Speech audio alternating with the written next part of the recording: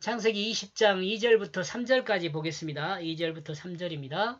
2절. 아브람은 그의 아내 사라를 향하여 나의 누이라고 말하고 그랄 왕 아비멜렉에게 보냈다.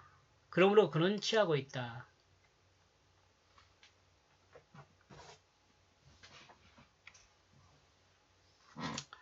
하나님을 아는 사람과 하나님을 모르는 사람이 사는 세상에서 하나님의 약속을 따라 아브라함은 하나님이 계명 주신 이름 아브라함이 되어 자신이 열국의 아버지라는 이름을 가졌습니다. 그리고 자신의 몸에서 난 자가 가나안으로 들어가게 될 것이며 또한 이방에서 계기되어 400년 후에나 가나안으로 들어갈 것이라는 하나님의 약속을 듣습니다. 그 후로 아브라함은 4대가 되어야 가나안에 들어가게 될 것이라는 것을 알고 이 땅을 방랑하는 이방이 된 것이라 볼 수도 있습니다. 하나님께서 이렇게 말씀하셨으니까요. 400년이라고 하는 4대라는 말을 좀 더 강조해야 하지 않을까 싶어요. 아브라함 이후 4대 만에 요수아와 갈렙을 생각하면 4대거든. 4대 만에 이 가나안에 들어가거든요.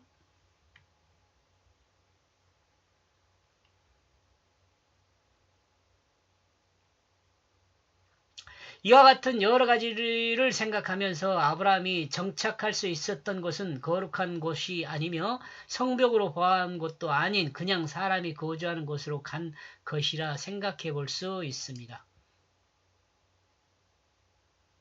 인생은 아무 생각 없이 앞만 생각하고 가는 것이 아니라 뒤를 돌아보고 하나님이 인도한 그 길을 되새길 때도 있어야 한다는 생각을 해봅니다.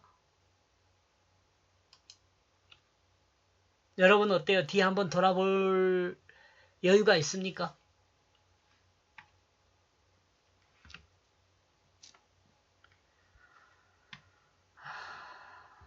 아브라함이 애굽으로 갔을 때 그 땅에 기근으로 인한 것이었습니다. 아브라함이 애굽으로 내려갔을 때는 그 가나안 땅이 기근이 들어갔고 내려갔거든요.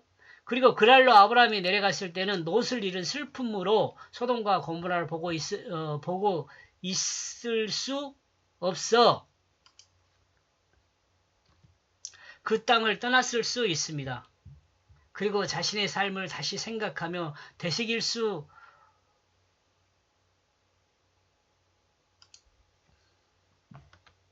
있다는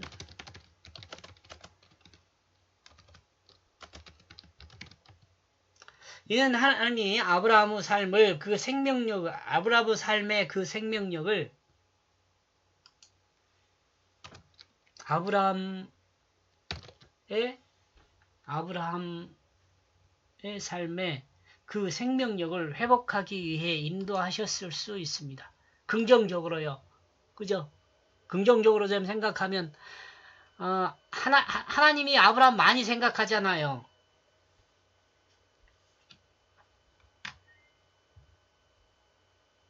하나님 여러분도 많이 생각해요. 나와 여러분 많이 생각해요. 가끔 가다 그러잖아요. 하나님 너밖에 없다고 그렇게 말할 때도 있잖아요. 여러분 그렇죠? 그런데가 문제가 발생한 것입니다. 사람이 거주하는 곳은 기득권을 가진 사람들이 강한 힘을 가지고 방랑자들을 지배하며 종으로 부리는 사례가 있습니다. 이런 상황에서 아브라함은 하나님의 역사를 이루기 위해 살아남는 방법에 대해 연구했을 것이고 또한 과거에 사용했던 그 방법을 통해 위기를 모면하려 했을 것입니다. 아브라함 자신이 살아남는 것, 곧 하나님의 역사가 진행될 수 있는 것이기 때문에 그렇습니다. 이런 이유 때문에 아브라함은 과거에 애굽에서 사용했던 방법을 다시 한번 사용하게 됩니다. 이는 아브라함이 어리석다는 것으로 이해하기보다는 다시 한번 하나님의 강권적 인도를 통해 하나님의 은혜를 되새기기를 원하는 것에서 진행된 것일 수 있습니다.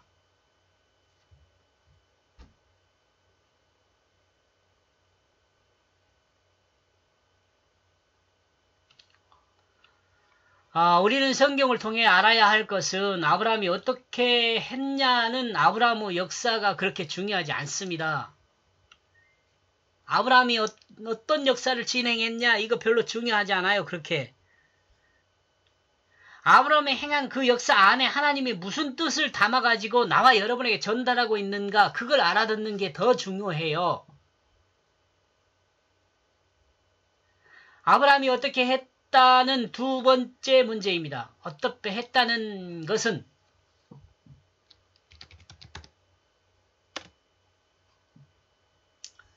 우리는 성경의 그 역사적 사실을 통해 하나님이 성경을 읽는 하나님의 백성에게 어떤 의미를 전달하고 있느냐를 더 중요하게 생각해야 합니다. 이 성경 말씀을 통해서 나와 여러분에게 하나님이 뭘 말하고 있는가를 귀를 기울이고 질문해서 알아들어야 돼요. 그게 더 중요하단 말이죠. 제가 이렇게 설명하는 거 별로 중요하지 않아요. 여러분에게 들려지는 설명 있잖아요.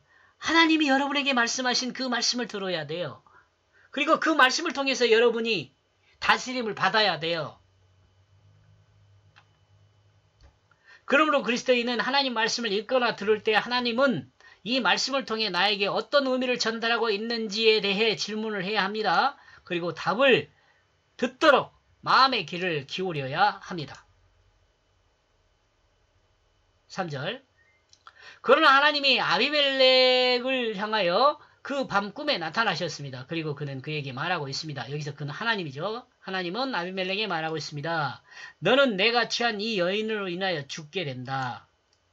죽겠다. 그녀가 남의 아내이기 때문이다.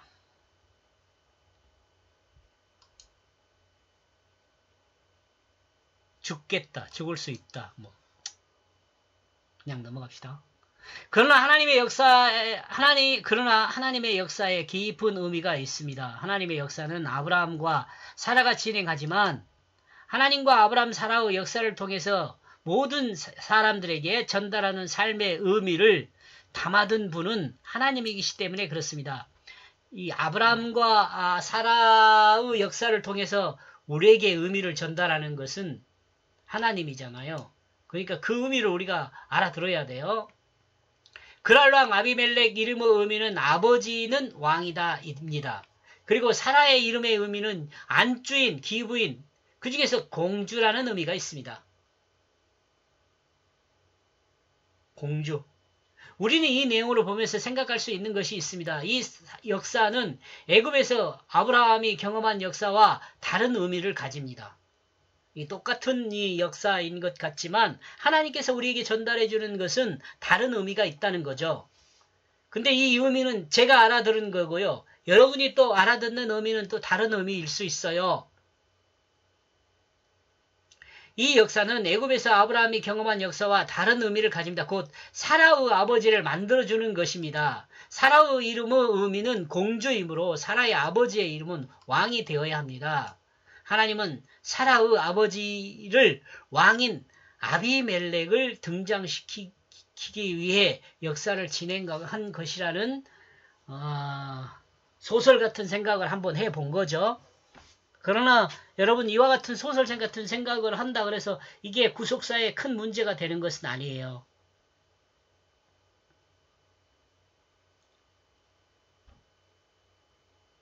아브라함이 열국의 아비잖아요.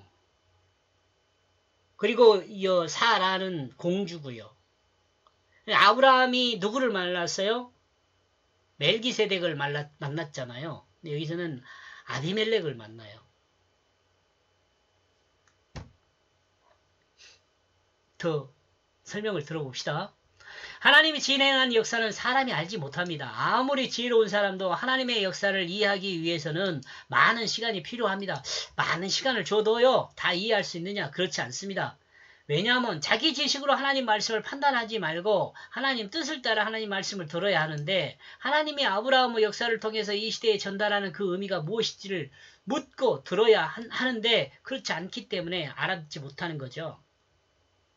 저는 알아들었느냐? 아니 저도 100% 알아들었다고 말하지는 않습니다. 그러나 이 이름의 의미들을 생각해 보면은 아마 사라를 새롭게 출발하게 하는 시작점이 되지 않을까 그런 생각을 하는 거죠. 이런 점에서 잠깐만요.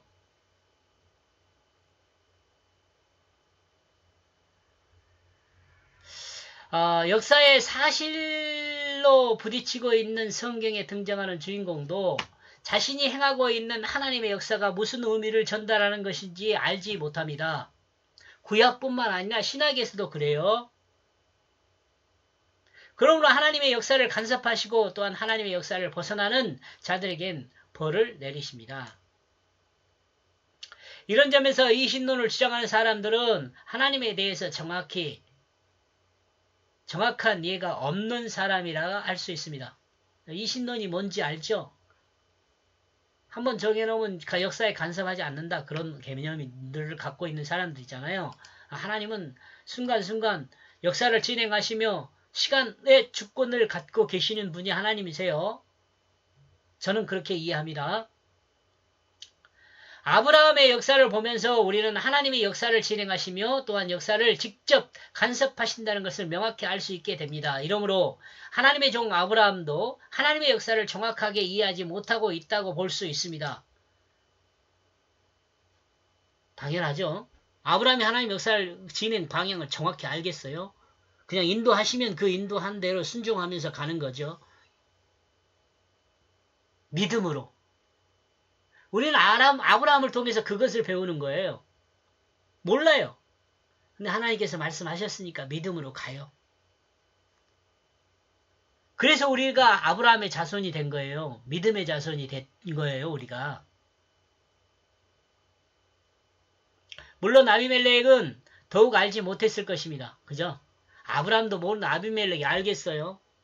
이와 같이 하나님의 역사를 모르는 자들에게 하나님이 나타나셔서 간섭하신다는 것은 성경을 우리에게 알게 해줍니다. 모르니까 가르치면서 그러니까 우리가 하나님 말씀에 귀를 많이 기울여야 돼요. 순간순간 늘 하나님 말씀을 묵상하면서 하나님의 인도하신 그 방향을 늘 물어야 돼요. 아비멜렉은 세상의 질서를 따라 힘의 논리를 따라 사라를 취하게 됩니다. 아비멜렉이요. 여기서 사라를 취했다는 것은 아내로 맞아들였다기로 마음먹고 조치를 취할 정도라고 볼 수 있습니다. 즉 동침하지 않은 상태를 말합니다. 여기서 상상해서 여러분 나가면 안 돼요. 동침 안 했다. 왜? 하나님이 간섭하는 거니까.